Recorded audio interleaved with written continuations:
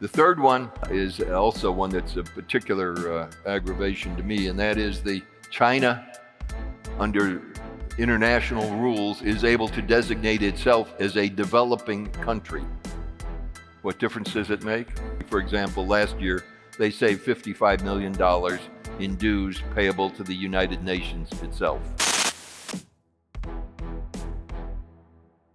Our assignment was to look at the evolving geopolitical structure around the world, and like my colleagues, the two major issues that confront us and that have been confronting virtually every panel that I've heard from today are Ukraine and China. Let me give you my thoughts on both.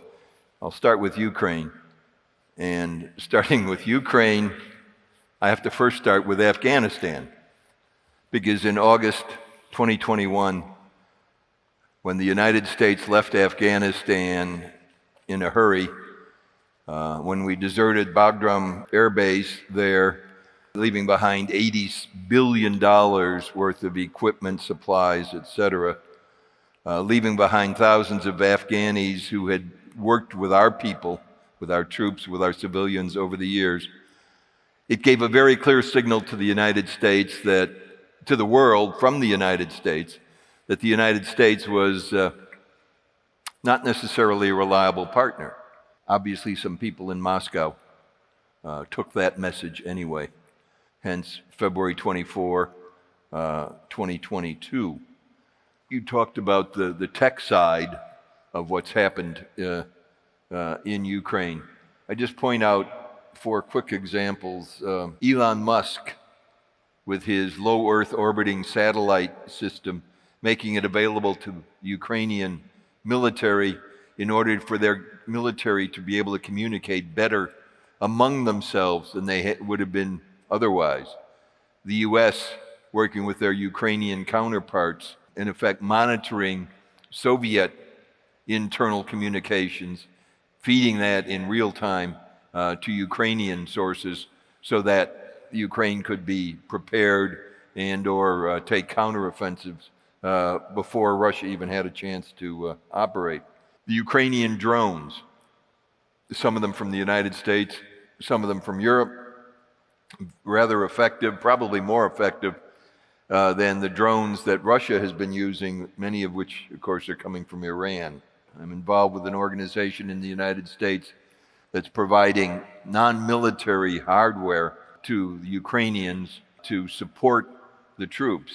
One of the things we've been involved in is a company in Ukraine that actually is building dummy ground equipment that basically is inflated and put on rolled out to various parts of the front line in Ukraine in order to basically deceive Russian satellites, etc., to think that these are real tanks, when in fact they're basically rubber plastic imitations that cost maybe $5,000 instead of the several million that a real tank would cost, and they become hopefully targets for Russian missiles and other sophisticated counter weapons. We now shift to China and the role there that the United States finds itself in. And here, I think it's time for true confessions.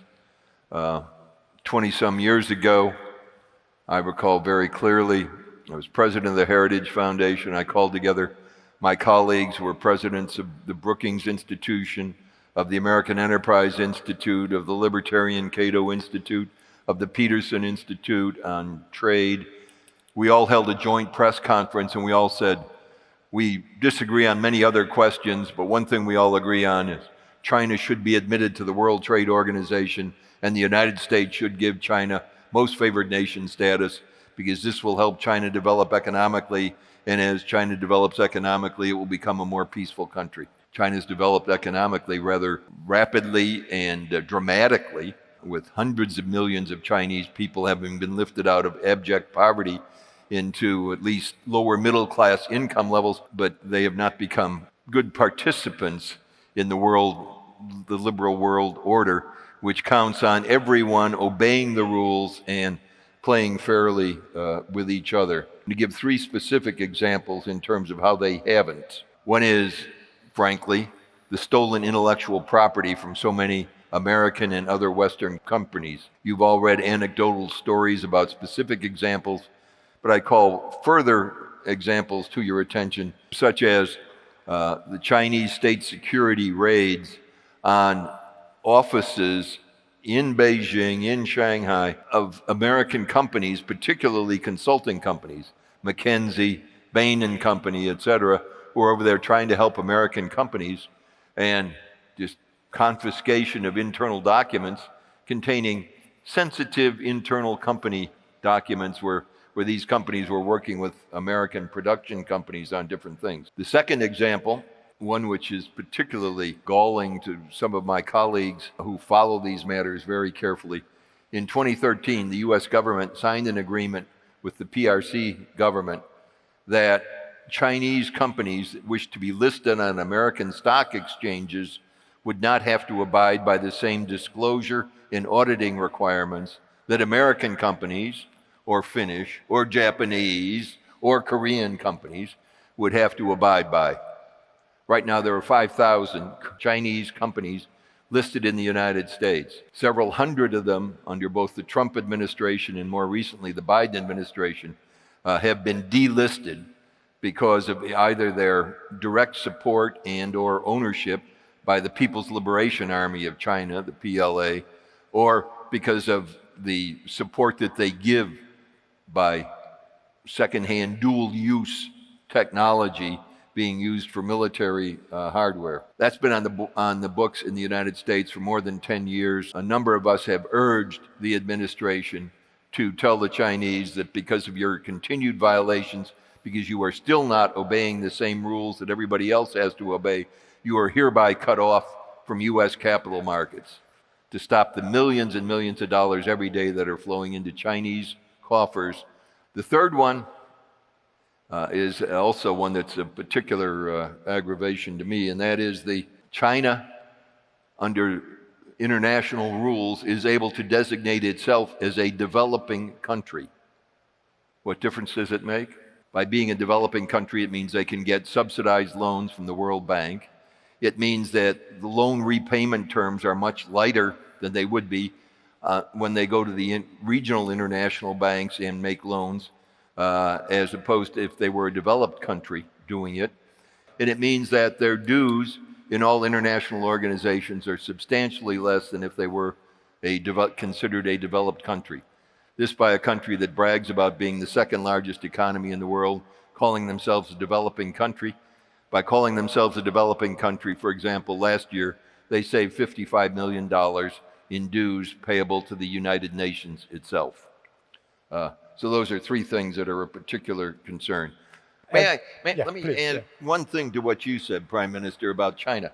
By 2030, something like 400 million Chinese will be over the age of 65.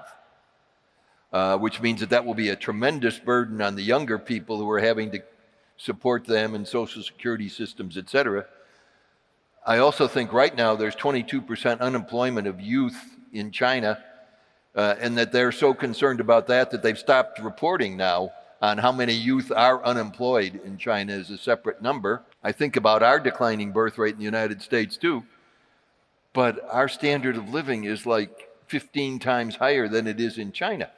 And if China's birth rate declines that quickly from such a low rate of income, boy, China's really going to be in some terrific problems economically and demographically in the future.